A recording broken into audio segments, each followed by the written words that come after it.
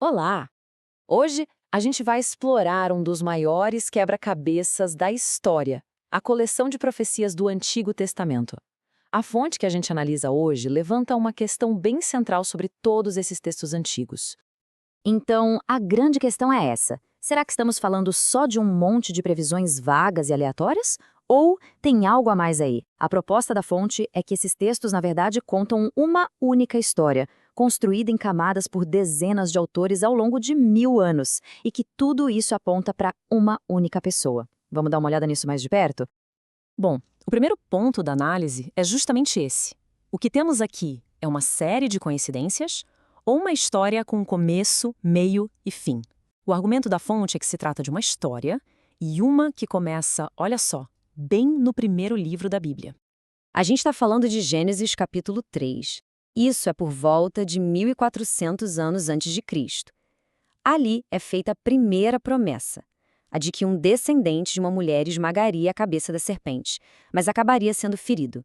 E o ponto-chave aqui, que a fonte destaca, é a palavra usada, descendente, no singular. Ou seja, não vários, mas um descendente específico. Ok, agora o argumento se expande. A gente sai de uma promessa específica e entra na ideia de padrões que se repetem. Pense nesses eventos como as primeiras peças de um mosaico, sabe? Peças que, ao longo dos séculos, vão formando uma imagem maior e mais consistente. E o primeiro grande padrão que aparece é a história de Abraão e Isaque, que a fonte chama de uma pré-figuração. É aquela cena forte, um pai prestes a oferecer seu filho único e, no último segundo, um substituto é providenciado. Os temas aqui são bem claros, né? Sacrifício, substituição e um filho muito esperado. Aí, avançando um pouco no tempo, por volta de 1200 a.C., temos a Páscoa. E as regras eram super específicas. Era preciso um cordeiro sem nenhum defeito, cujo sangue salvaria da morte. E tinha uma instrução bem curiosa: nenhum dos ossos do cordeiro deveria ser quebrado. É mais uma camada de simbolismo sendo adicionada à narrativa. E esses padrões continuam aparecendo. A serpente de bronze, que foi levantada no deserto para curar quem olhasse para ela. A rocha, que ao ser ferida, deu água para salvar o povo. Segundo a análise, todos seguem um mesmo tema. A salvação vem por meio de algo que é levantado, ferido e oferecido por um poder maior. E aqui a gente chega na metáfora central desta análise. A fonte argumenta que cada um desses eventos, por si só, já é importante. Mas, quando a gente junta todos, eles formam uma imagem, mais maior, mais coerente. Um mosaico que começa a desenhar a figura de alguém que viria, que seria oferecido como sacrifício e que traria a salvação. Certo, até agora falamos de padrões, de temas gerais, mas agora o foco muda e a coisa fica bem mais específica. Vamos ver algumas previsões com detalhes que, segundo a fonte, seriam praticamente impossíveis de fabricar ou de acontecer por acaso. Olha só a precisão disso aqui. 700 anos antes, Miqueias não fala só Belém. Ele especifica Belém e Efrata. Isaías fala sobre um nascimento virginal. E Zacarias, quase 500 anos antes dos eventos, não só prevê a entrada humilde em Jerusalém, mas o preço exato da traição e até o que fariam com o dinheiro, comprar o campo de um olheiro. É um nível de detalhe impressionante. Isso nos leva a uma pergunta bem razoável. Será que alguém simplesmente leu tudo isso e tentou encenar o cumprimento dessas profecias? A fonte argumenta que, uma pessoa pode até escolher entrar numa cidade montada num jumento. Mas como alguém controla o lugar exato do próprio nascimento? Ou a forma como foi concebido? Ou o preço pelo qual seria atraído? Aí a coisa complica. E agora a gente chega no que a fonte considera a evidência mais poderosa de todas, a descrição detalhada de um método de execução séculos antes de os romanos sequer o terem adotado oficialmente. O Salmo 22, escrito pelo rei Davi mais ou menos 1000 anos antes de Cristo, é espantoso. Davi descreve uma morte com mãos e pés perfurados, com gente zombando em volta, sorteando as roupas da vítima e um corpo tão esticado que os ossos ficam visíveis. O ponto central do argumento aqui é que na época de Davi as execuções eram por apedrejamento ou espada.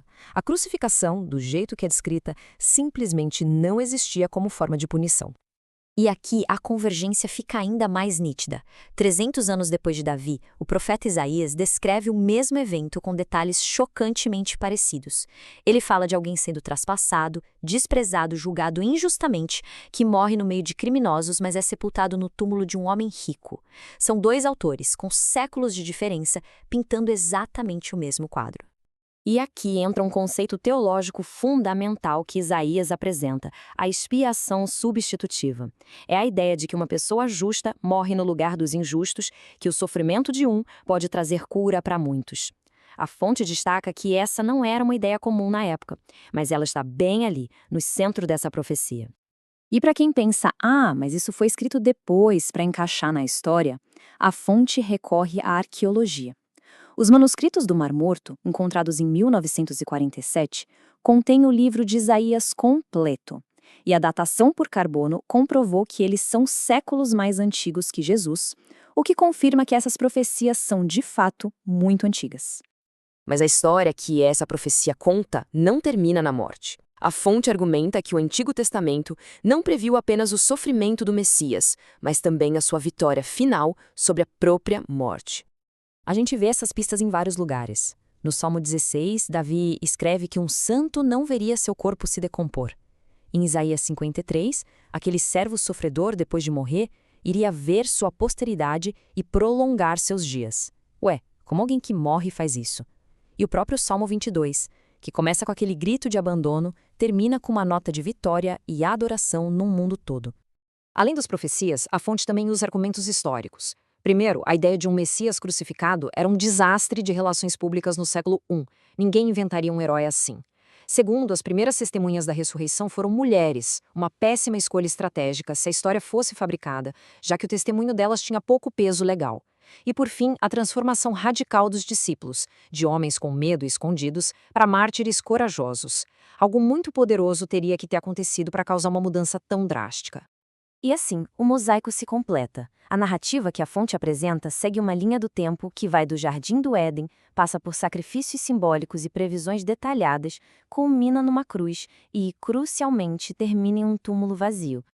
E então, a análise nos deixa com essa imagem final, um quebra-cabeça de 1000 anos, com todas as peças supostamente no lugar, formando um único retrato.